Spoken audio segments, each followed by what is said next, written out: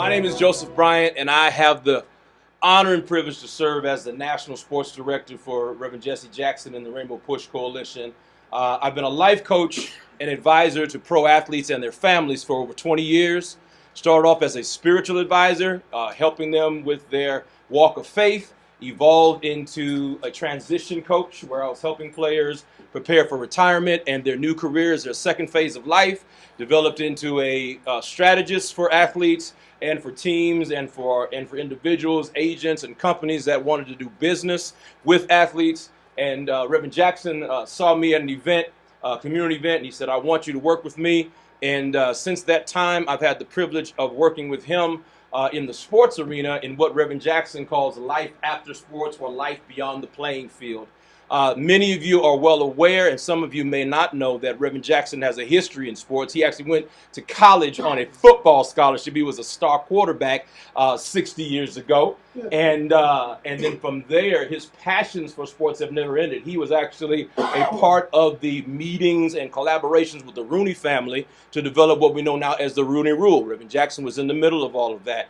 He helped to start the first African-American sports agency group back in the 1990s. He helped Mr. Johnson to buy what became the Charlotte Bobcats, and he was heavily involved in sports. He spoke the eulogy at Jackie Robinson's funeral because he was spiritual advisor for Jackie and his family. And so Reverend has a deep-rooted history in sports.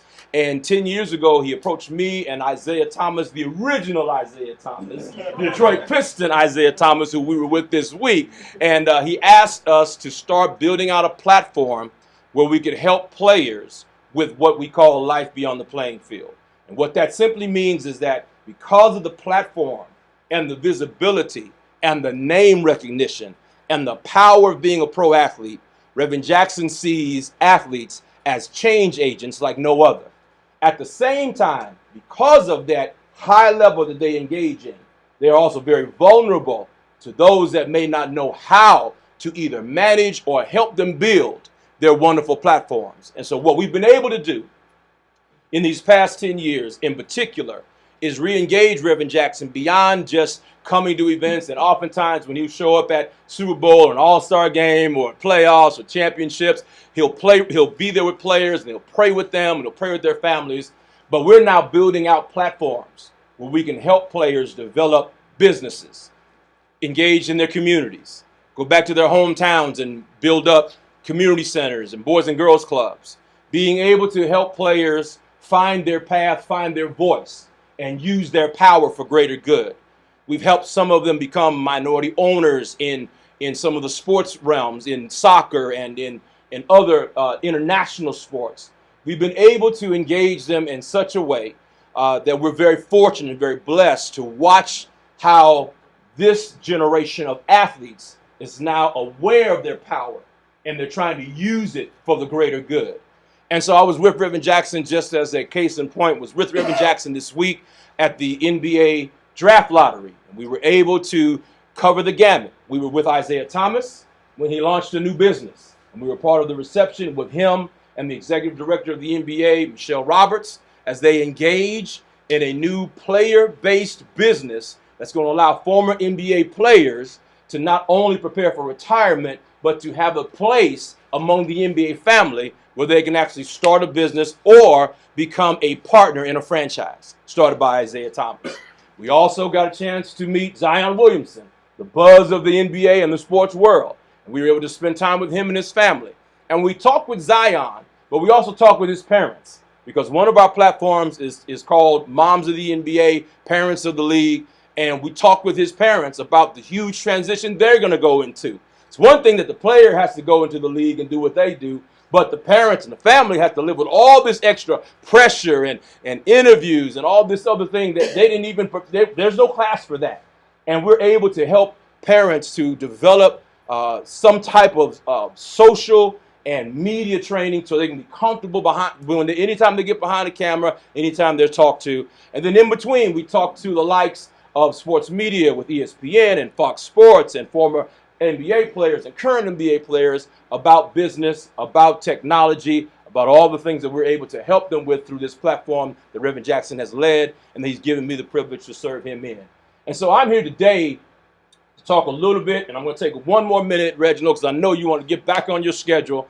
But one of the most amazing things we've been able to do, because I live in the Bay Area, and so Reverend Jackson asked me to also help facilitate our collaborations with Silicon Valley. So I've sat at the table with him and Tim Cook from Apple, or Mark Zuckerberg from Facebook, or Bryant from Intel, and I've talked with them about investing millions of dollars back into the urban communities. I was there when Microsoft made their commitment to the Thurgood Marshall Fund. I was there when Intel made their $100 million commitment to help build minority businesses in this country by 2020. I was able to be a part of those conversations. And Reverend, at his heart, he's still, as he calls himself, I'm just a country preacher trying to do good. And he wants to reach the least of these and less of these. And so he wants to make sure money is being generated in the community, in the hood, in the urban centers.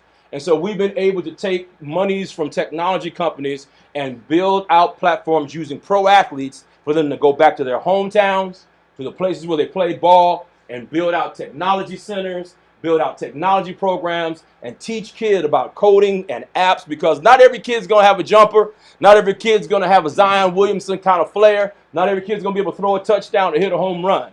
But we believe that using the voice of sports, we can ignite them and spark with them an interest in technology, because there'll be a whole lot more of them become millionaires doing technology than running for touchdowns. And so what we've done, we've been able to build out this platform we call Sports Tech. And last month, we were very excited. We were able to open up a technology center with former NBA player Jason Kidd back in his hometown of Oakland.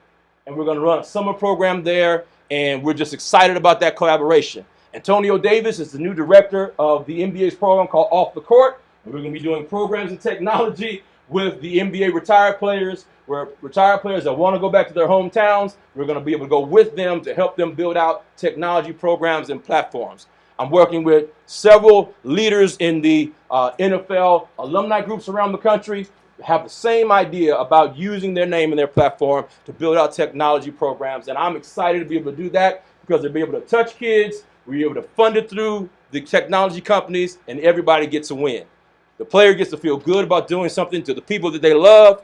The tech companies get to feel as though they're giving monies that matter. And Reverend Jackson feels really good about bringing the bridge together.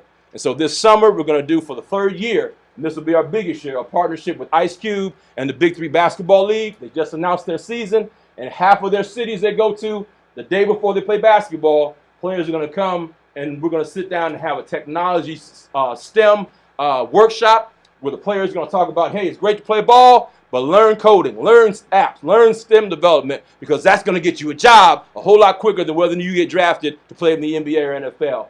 And we'll be able to be right there to help them to learn something that's going to help them make a difference, change their family, change their trajectory, change their community. And that's what Reverend Jackson's all about. He still believes in keeping hope alive, and we're using sports to do it. I did give out my card to some folks on Reginald's staff. I'm easy to catch up with, Pastor Bryant at Rainbow Push. And feel free to reach out to me, email me if you have questions about what we're doing. If you want to do something in your area, in your city, where you want to have a program with youth, you want to develop some type of technology platform, or you yourself want to get involved in either investing or speaking, because we have events all around the country where we bring in athletes to speak. So the training you're going to get from my predecessor, she's going to train you up to come speak at our next event. How about that? You get a twofer, right? So we're excited to engage with the NFL Congress. This is an amazing group. I was in there talking with Uncle Bob. Y'all know when Uncle Bob speaks, you just got to sit and listen on the program or not. And just such regard for him and respect for him, and so many players that came along in that time that are still using their name and their voice to make a difference. It's an amazing thing to have amazing men like him still engaged with the NFL, still engaged with opening doors of opportunity. That's what Reverend Jackson's about. That's the role I get to play for him. I'm just blessed to be here. Thank you all so much.